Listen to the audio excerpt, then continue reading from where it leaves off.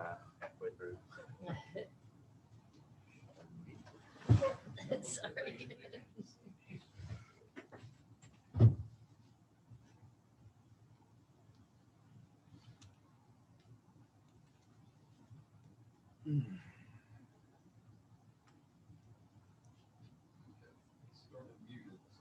Mm-hmm.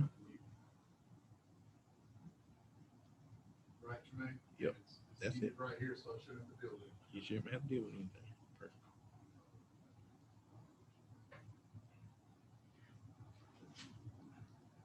It ain't gonna go. Yeah, here you go.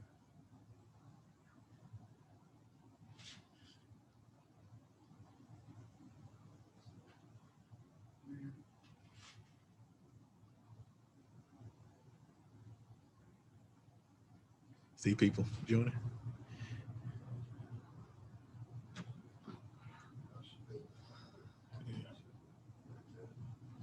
Yeah, I'm gonna look at the questions too. Oh.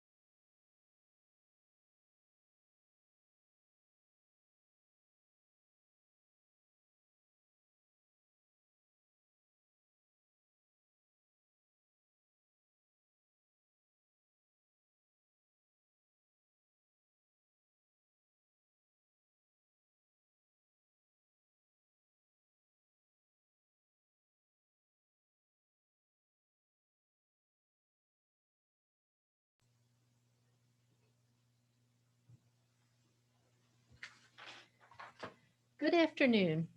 My name is Dr. Chris Catalano. I'm the Executive Director of Communication, Planning, and Engagement for Nash County Public Schools.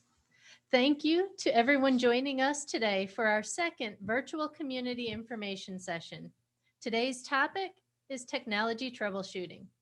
Community information sessions are open to all stakeholder groups, and the purpose is to share district information on a monthly basis with all families in Nash County Public Schools. That purpose is even more important in today's COVID-19 world. In March of last year, the nation was plunged into remote learning, and we all, Nash County Public School parents, students, and staff, have worked tirelessly to make virtual learning work as best we can. We have all struggled with not meeting face-to-face in many different ways, and technology is just one of those struggles. Our hope is that today's virtual community information session will help families work through some of the technology struggles of our remote learning environment.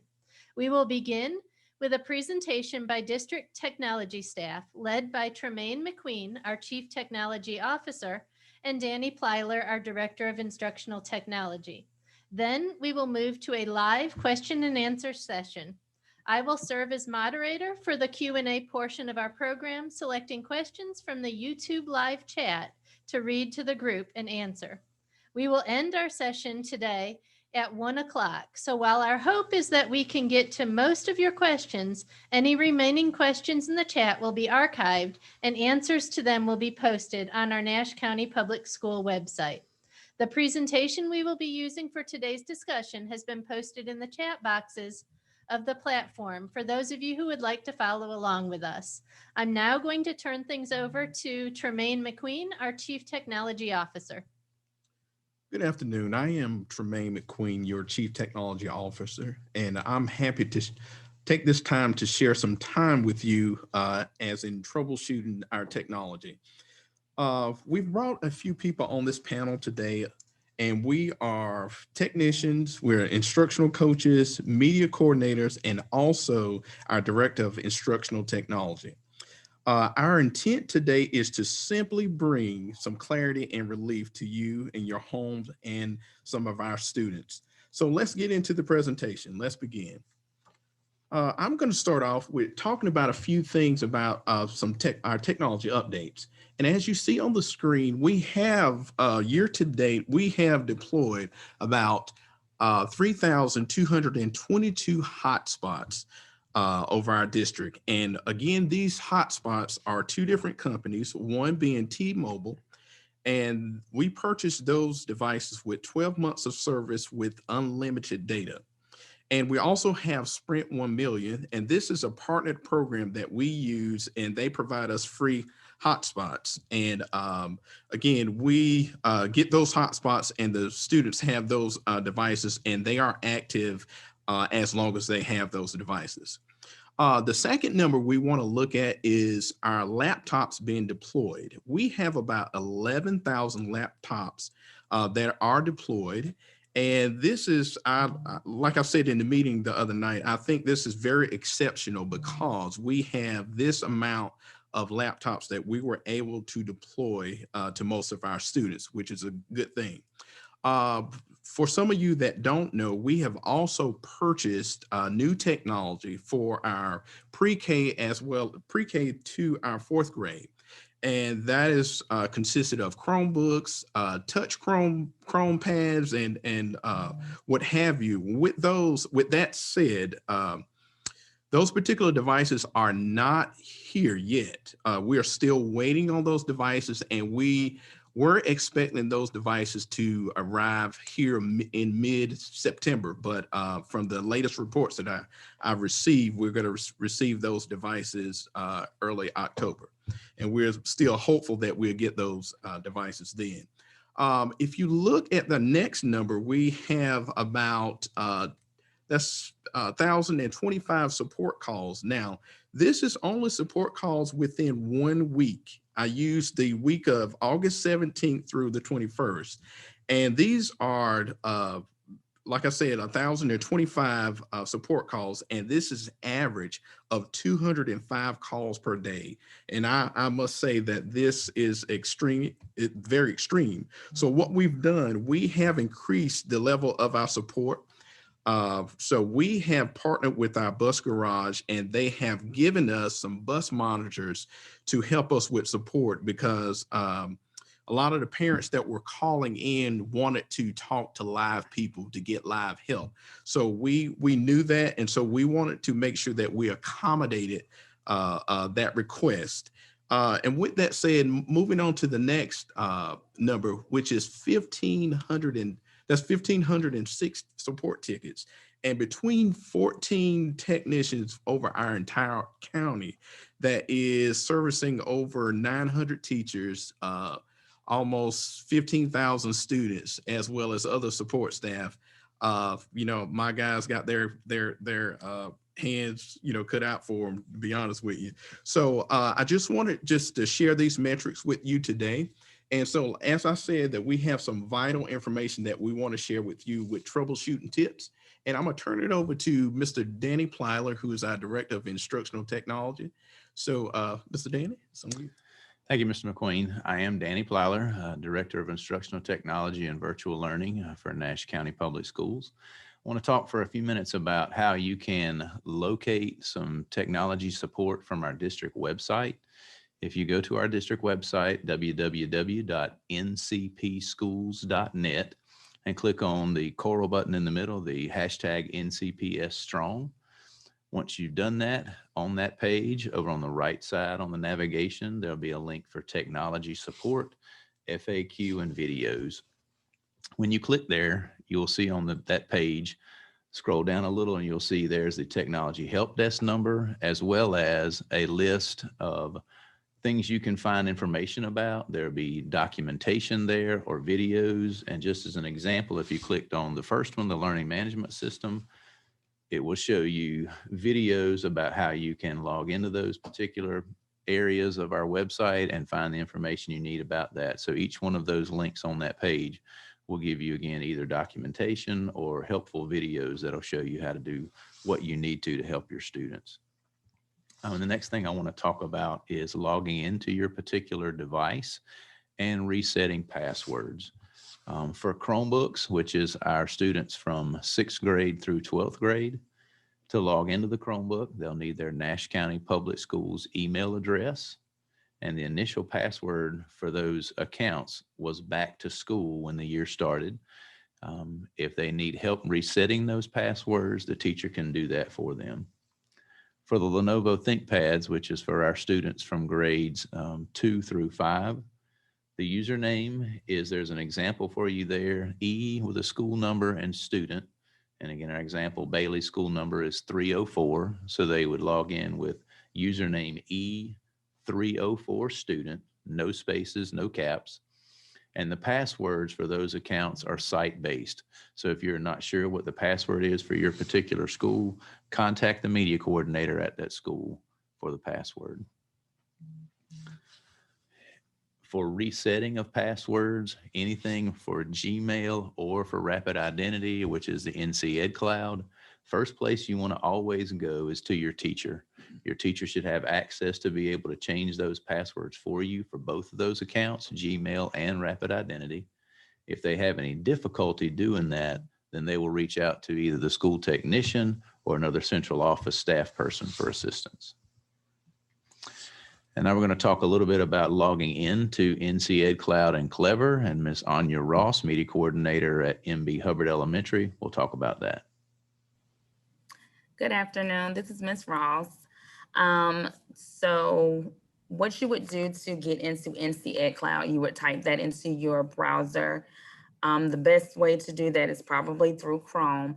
And you would enter your child's username, which is their student ID number, and they will get their student ID number as well as their password from their teacher. Once you have entered your child's student ID number, they're going to enter their password.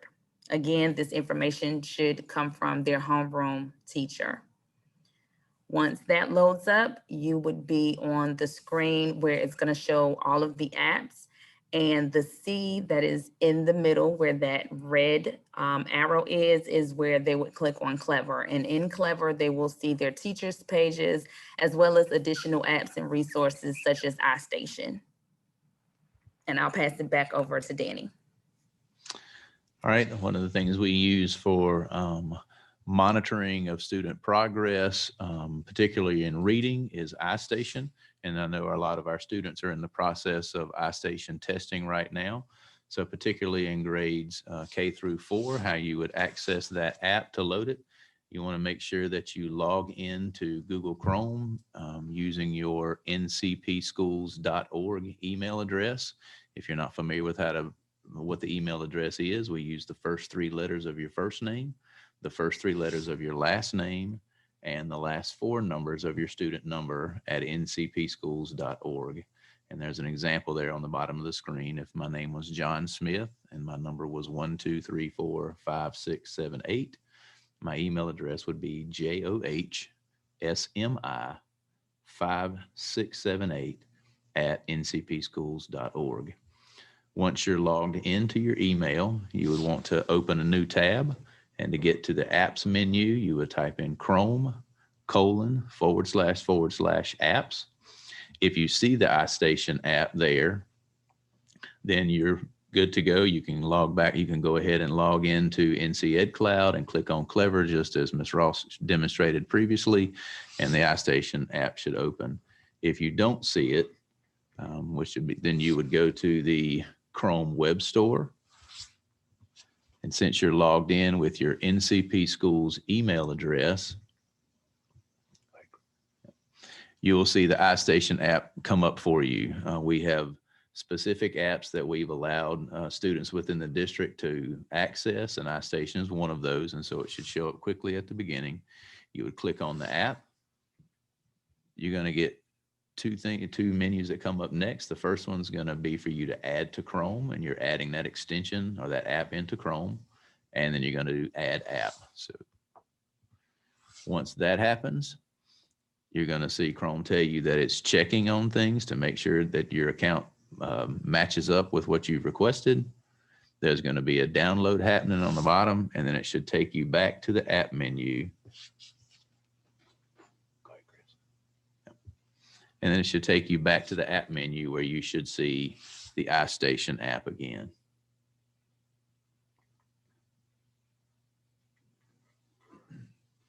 Okay.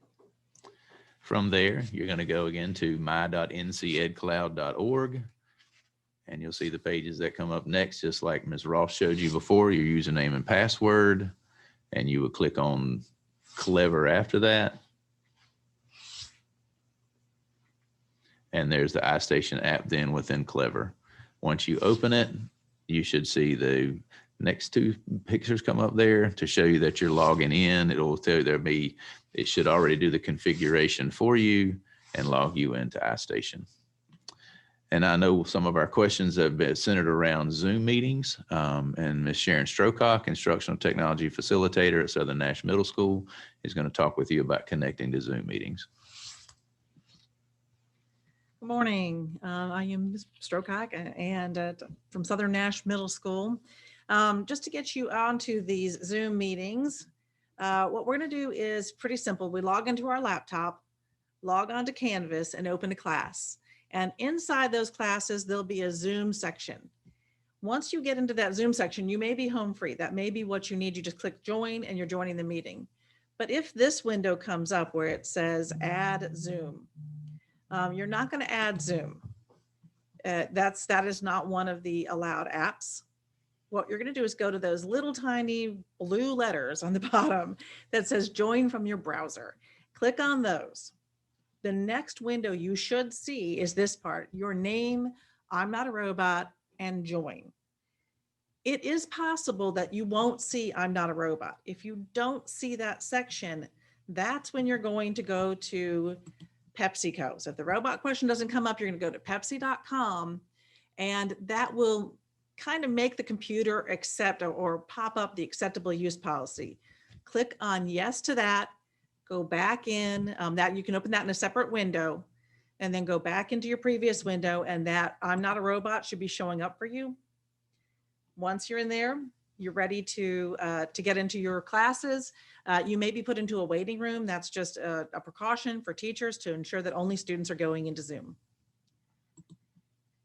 So we're going to go into removing your account. There are times when you may, your account might not be working, something in your laptop isn't working, and you'll need to remove your Google account from the Chromebook. What you're going to do is you're going to go back to your original page and just open up your website. I mean, not your website, open up your page, your sign-in page. Click to the right of your name. You see that little arrow. And this box is going to pop up. It's going to tell you who you are and just to delete your account. And that's what you're going to do. It's going to, this one just says, if you delete the account, all of your data will be taken. What that really means is your data doesn't disappear. It just means it comes off of that computer, your data and files. If you log back onto that computer, your data and files are still there. And now Mr. Black is going to tell you how to power wash. Thank you. I'm Charlie Black. I'm one of the district technicians, and I want to discuss with you for a moment how to power wash your Chromebook. This is going to be mainly for your 6th through 12th grade students who have this device. And just to clarify, I want to say that this is a last resort effort to get things working. Only do this after you have deleted the user and attempted to reestablish it again, and if you continue to have issues. The first thing that you want to do when we power wash Chromebooks, make sure your device is plugged in, that you are not running off the battery, but you are running off the outlet. After starting your Chromebook, what you'll need to do is press on the escape key, the refresh key, and the power key all at the same time. Now, from right to left on your keyboard, these are on the upper layer of the keyboard, and they are the first, fourth, and last keys. As your Chromebook restarts, you need to release the power key and continue to hold down on the escape and refresh key. Once the computer has restarted, you should see this screen, which is a Chrome OS is missing or damaged.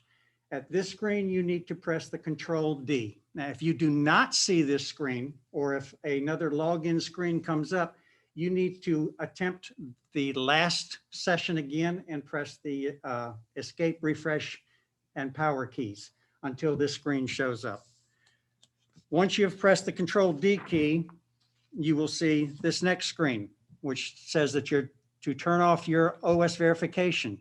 You want to press the Enter key and your computer will restart. Once it has restarted, you will see an OS verification is off. Hit the space key. The next screen will be the OS verification is off. Press Enter. You will press the Enter screen and the Chromebook will restart again. After several restarts, going through an update of your Chromebook and other things that it needs to do, you will come to a welcome screen. All right. At the welcome screen, you're going to see the blue icon on the bottom right corner that says "Let's go." You need to press on that. All right. Your next screen will be asking you to connect to your Wi-Fi. Select the Wi-Fi that you want to connect to and click Next. Once you have done that, you will come to an accept or continue page. You're accepting the OS terms.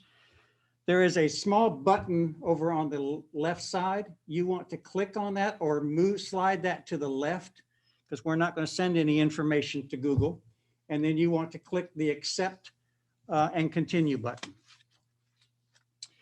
Once that is done, your computer should enroll into the Nash County School System's Google accounts, and you should see an enrollment successful screen.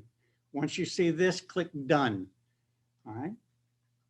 After you've done this, you'll get a login and you can log into your machine with your Gmail account and set up all your accounts again as you had before.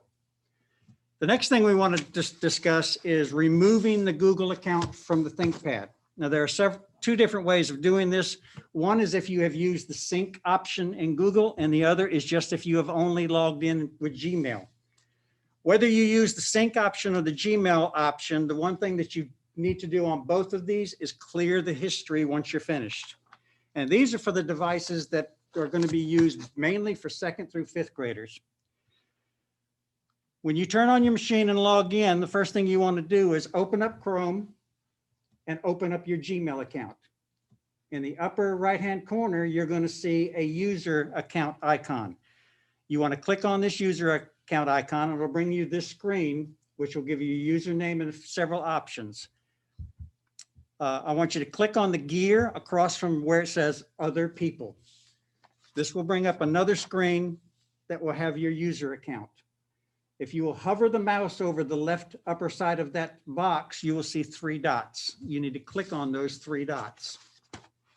Okay. Your next screen will come up with your username and the option to remove this user. You'll click on Remove this user.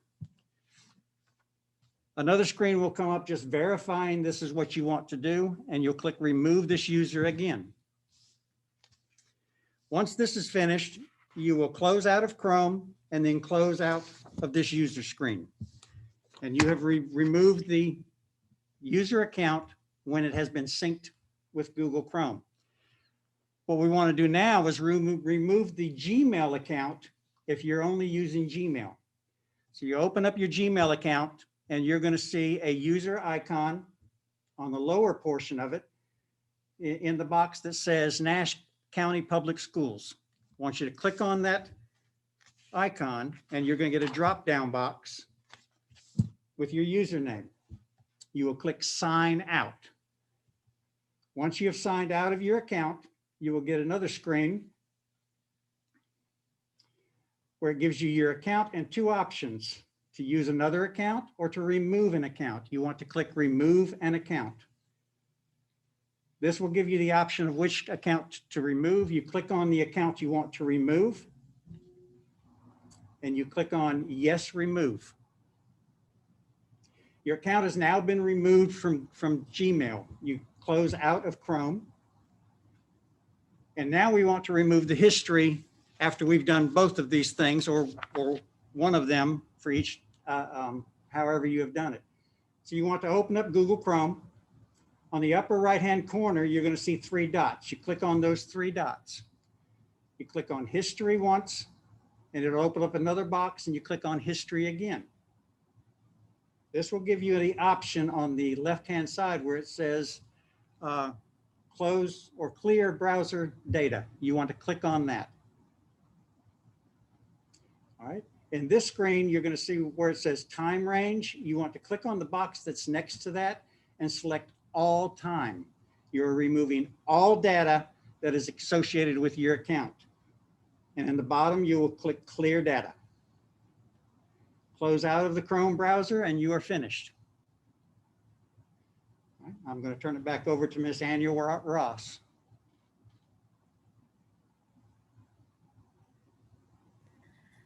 Okay, hi guys. So I'm going to be showing how you're going to be submitting assignments with your child for Seesaw, which is used with K2 students. So when Seesaw is pulled up, you'll see under the activities portion, that's where your child's assignments will be posted. And there is a green add response. Once you click on that, it's going to bring you to another screen. And from there, you're able to actually choose what you would like or how you would like your child to submit their assignment. So they have the option to take a photo, do a drawing, make a video, add a link for something, take a note, or upload a document that has already been saved. For this presentation, I just chose making a note. So also up there, and I forgot to put an arrow, but you are able to view the instructions on the choice that you have chosen for your child. So under note, at the very top of the assignment is a view instructions. So once your child is in the note option, your child can type their response, and it will also give them an option to record what they have typed. Once your child is ready to submit, they will click on the green check mark that is in the top right-hand corner. And this also saves their document. Once they have clicked on the green check mark, they will now see their assignment is complete and it is on the classroom's journal page. So it will show their name, their response to the assignment, and that it has been submitted to their teacher. I will now also be explaining how to submit assignments on Google Classroom, which is being used for 3 through 5 students. So once they have clicked on their assignment, they have the option to add or create a document. And they have the choice to upload a document from their Google Drive, share a link or a file, or they can create a brand new Google Doc. If they choose to create a Google Doc, it will automatically insert their name and the name of the assignment that they are submitting for. Once they click on the Turn In button, it will automatically save the document that they have created, and it will turn it in to their teacher. Make sure that your child has completed the assignment on the doc before hitting the Turn In button.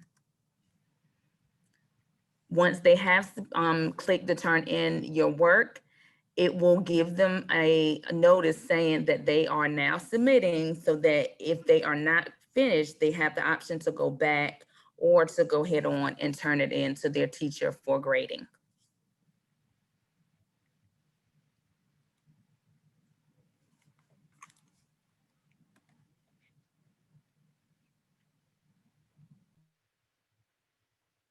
Okay, so that is the end of the technology staff's presentation. We're going to actually open things up to questions. We do have a couple questions that were submitted prior to the session, which I'm going to read, and then we will move to the live chat box. If there are any questions that are posted in the live chat box, we will share those as well.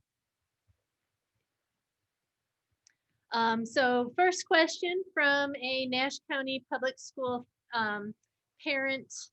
If I want to see what assignments are being posted in Canvas, can I log in as a parent to the system and see those assignments? This is Mr. Flyler. In Canvas, there are pairing codes for each student related to when they log into Canvas themselves. Under their settings page, there's a button to the right that says get pairing codes. If they click that, you get a code there. You can either go to the Canvas website or download the Canvas parent app from the App Store, and you would use that code to pair with your student. There's only one code necessary. There's not a separate code for each course.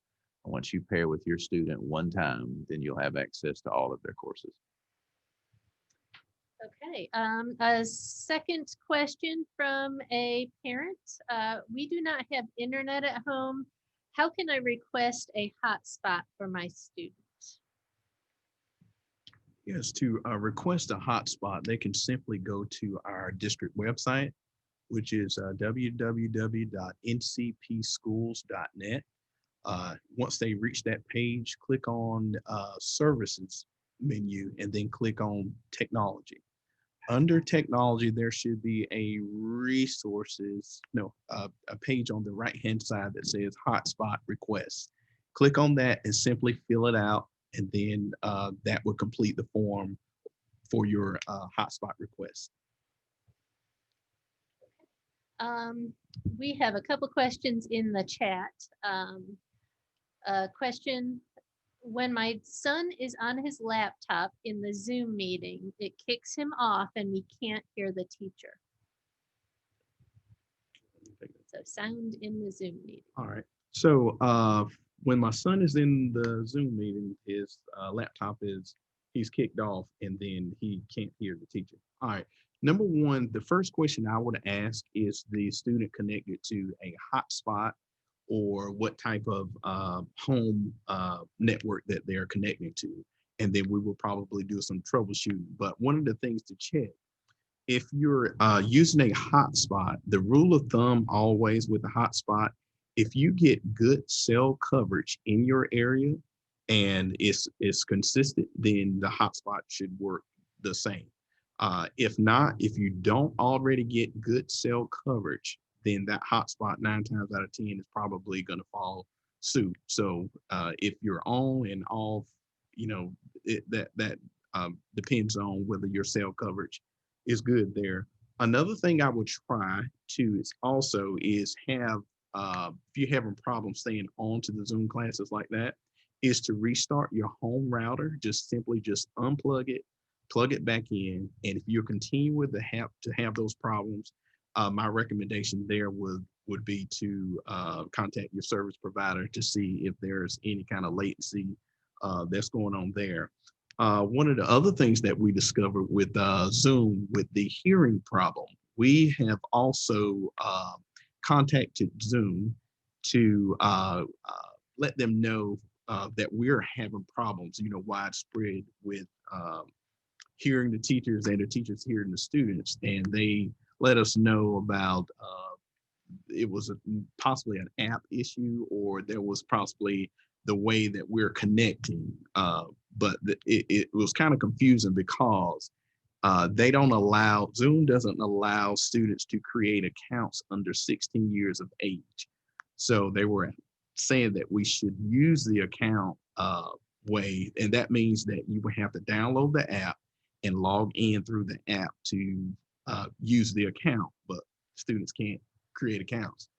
So that was kind of confusing. So what we found out, one thing to do is if you're using a Chromebook, just make sure that your Chromebook, you follow some of these steps that we put out here today, and make sure that your Chromebook is updated. If you are using a ThinkPad, then one thing I would test is to just make sure that your microphone works. And there is a app on I can't think of it, escapes me right now, but if you just type in microphone, go to start and type in microphone, a microphone should come up. You click on the microphone, and if you can see when you talk, that microphone works, then that's not the problem. So your microphone works then, but if not, just simply call our tech help desk, and we'll definitely walk you through that and help you out. And even if we need to switch out a device, we can do that as well. Okay, thank you, Mr. McQueen. There's a question about whether teachers are being trained on the learning management platforms that students are using, and how is that training happening? Before the school year started, we provided training for teachers in all 3 of our learning management systems, as well as providing courses within our Canvas program, LMS we use for district professional development as well. So they've had opportunities to do that, to go through those trainings, and then again, go through those within the Canvas for professional learning credit. And then we are also, we have 2 instructional technology coaches in the district who are providing that individual support as teachers need it. They make themselves available for Zoom meetings multiple times during the week, so teachers can reach out to them and get individual one-on-one support and help them with learning the learning management system and working with it more effectively. Thank you, Mr. Plyler. Canvas question. So this person's daughter had a written quiz in Canvas last week, and the teacher wanted her to submit a picture after completing the quiz, but they couldn't locate a submit or an upload button to do so. Is there a thought as to what that problem may have been? I say to begin with, I'd probably need to see what the assignment was specifically to see how it was written and given out from the teacher. But typically speaking, there is a button at the top for submit assignment.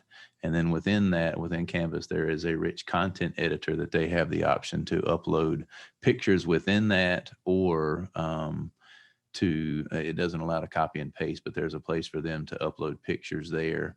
And again, depending on how the assignment was written as a submission type, would have been given them the opportunity to find that place at the bottom of the screen more than likely.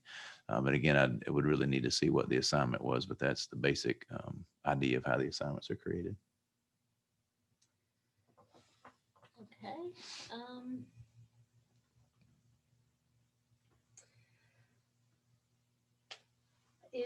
Okay. So Clever was shared, how to access Clever. Is Canvas located in Clever, or is that found somewhere else?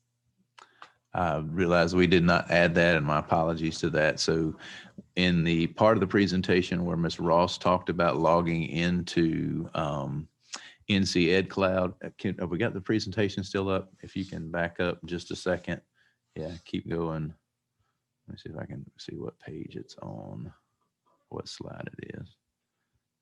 Just 1 second, we'll get back to it. Slide 14. Well, working their way back to that. So when you first log into NC Ed Cloud, there's a list of apps that we have connected to NC Ed Cloud, and Canvas is there as well as Clever. We're almost there. Just 1 second, you'll be able to see it. Oh, yeah, there you go. So that's one right there. So that's the list of apps that the students would see. On the very top left, kind of the red circle is Canvas there, right to the left of the blue Clever icon. So that's available to students within the NC Ed Cloud window.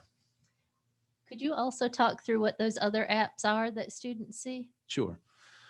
As you move across from left to right, of course, Canvas is first, and then Clever. Discovery Education we use for science, K-12 across the district, as well as social studies in middle school, 6 through 8.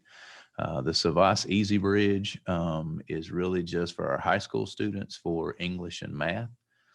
Home Base would just take you to, that one is actually, we don't use that particular icon. It's in the NC Ed Cloud. It's for some other things relative to that some other districts use. The IAM information is just strictly going to give you some information about your individual student's account. The Power School Student button, if they were to click on that, would give them where they could locate grades, find about attendance information. That's relative, just again, relative to that for grading. That's where they would see that. Coming across the bottom, the red circle with the white house is SchoolNet. We use SchoolNet in some of our schools for common assessments, so they can find out if they go through a unit of study, the teacher may create a test in SchoolNet for them to be able to kind of assess how they got what they understood all the information. And then the training one, again, is one that I think is mostly used for teachers more than students, but it's just within the portal. I have a clarifying question. I visited a school last week and they were unsure of which iStation icon to use.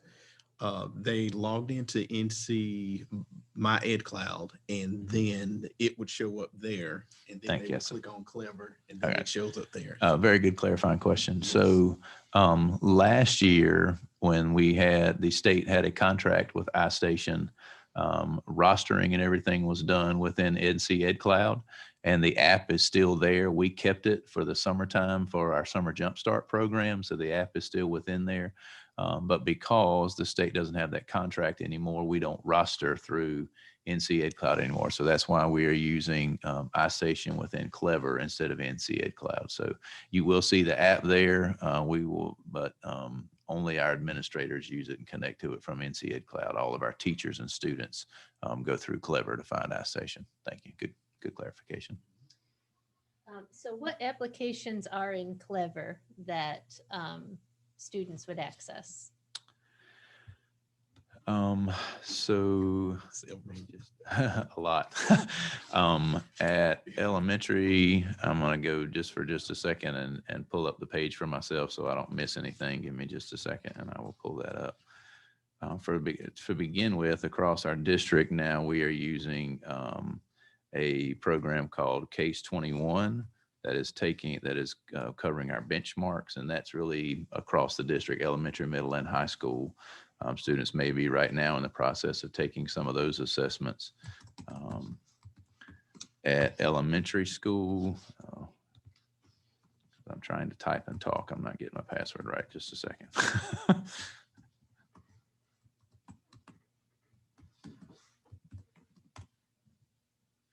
Really? Okay.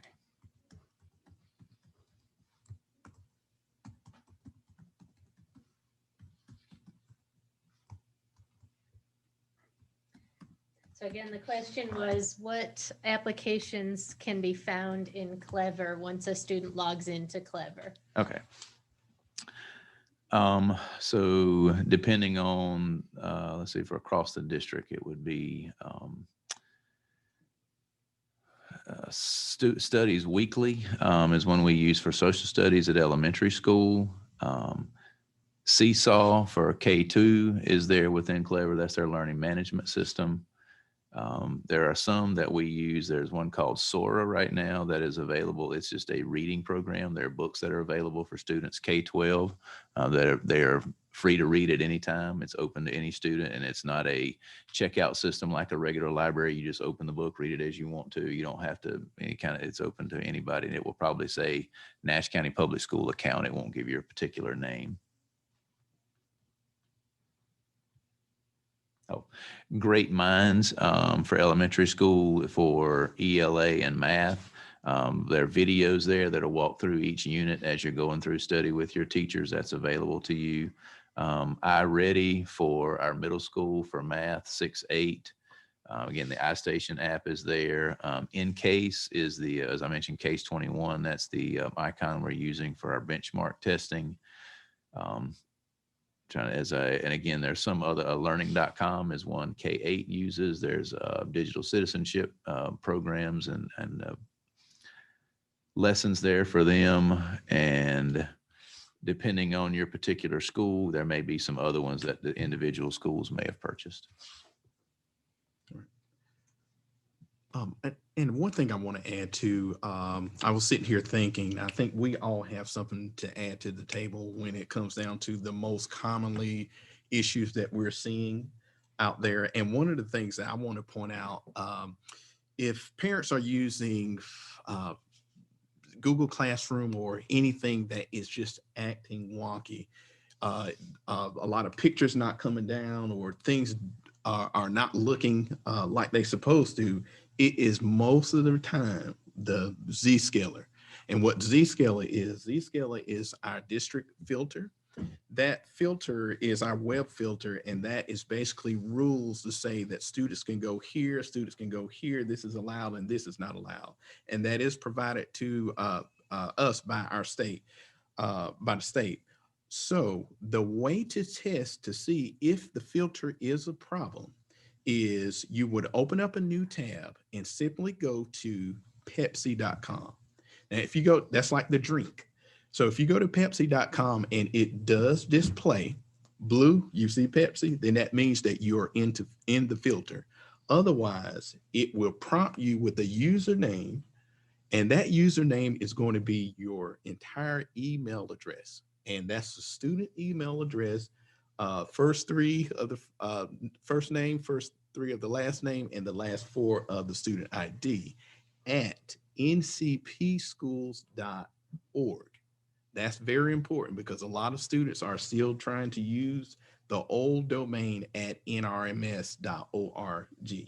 And that may let you log in, but it won't be right and it won't work correctly. So just be sure to try that. Once you do that, then that AUP that you were speaking of will come up. That's the acceptable use. Hit OK and then try again. And we found that to be at the help desk to be one of the main issues that everybody's calling about. We have problems with some of the apps just not working as expected. Any other things that you guys have encountered? Yeah, I might add that anytime that you delete the user or do as we talked about, a power wash on a Chromebook, you're going to have to go to that Pepsi.com because it completely wipes any information that you've used prior to that out. So yes, that has to be reestablished. Yeah. And just so, so people know, sometimes it won't ask you your username. You can go straight to the AUP. Right. Just so you know, you didn't miss a step. It's still going to work if Yeah. you don't see that.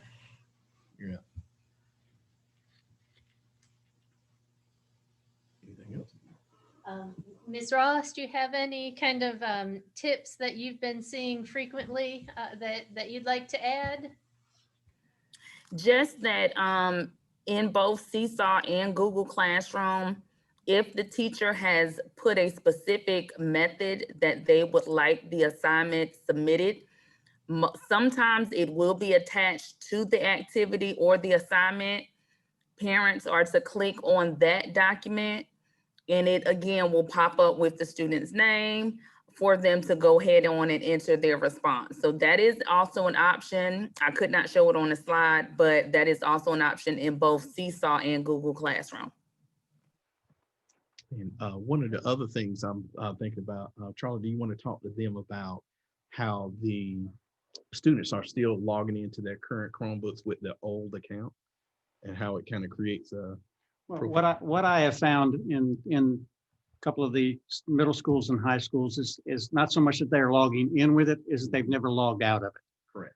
So that machine is still logged into the old nrms.org account, and that's what the computer sees. So therefore, that's what it's sending out to our network, and it's causing issues. There again, that's where they need to go back and delete the user and log back in with the at ncpaschools.org. That's correct. Mhm. And some of the issues that we found at the help desk also is when students would call and say that they're having like some crackling noise or things like that with the Chromebooks. What we found out is just simply updating the Chromebook, and that usually fixes the issue. And that information will be in that link, what it's called, the support link. Yeah, technology support. There you go. I think we already put it there. We did. Yeah. Okay. Okay, we have one last question in the chat box, and I think that'll be it for this afternoon. Will the students that use their own devices at home do the same as was just described for the school devices in terms of accessing Clever, iStation, and all of that other stuff? All right. That is very, we had that discussion this morning, and that's very tricky. And I'm gonna tell you why. Because we use Google and students log into the Google browser with their username, it's attached to something that we call a pack file, which is then related to Zscaler, which is the web filter. All right, and with all of that said, when students log into the Chrome browser, it's looking for that information, it's looking for that web filter. And so on personal devices, they don't have the web filter, which is the Zscaler certificate. If you would go to our website, with the technology website, and go to the resources, you should see where it says Zscaler certificate that you can download and put on your machine. However, if you put that on your machine, then that means that it is filtered through our network, if that makes sense. Only when students are logged into the Google Chrome browser. So it can work like it does on our devices, because we had a situation the other day. A parent brought in a personal device and they were trying to run the apps that we run. And the problem was it was looking for the Zscaler, what do you call that thing? Yes, it was looking for the Zscaler certificate and it couldn't find it. So it wasn't working correctly. So what we did was we had to download that Zscaler certificate, put it onto that personal machine in order for those apps to run like it's supposed to. So it is a possibility. It's a bit some work, but it can be done. Okay. That's the end of our questions from the chat box. I do want to just close out by saying thank you to all of our technology staff who is here today. We will be opening up a second session today at this evening at 6 o'clock for anyone who hasn't been able to join us this afternoon. This video will be on our YouTube page as well. We'll upload it to our district webpage so that it'll be easy for people to find if you need to go back and review any of the information that was shared today. And keep in mind, each school has got a media coordinator or an instructional technology facilitator that's linked to the school. So if you're running into questions, your first line of defense should be calling your school and talking with your teacher first off. And then if the teacher can't help you with those problems, reaching out to your media coordinator or your instructional technology facilitator at your child's school, and they can probably walk you through some of these things or help you troubleshoot individual questions that you have that come up. So thank you again for everyone joining us. I would just like to say that we are opening up actually today some locations across the county that are going to be available if a family is having difficulty accessing the internet in their home.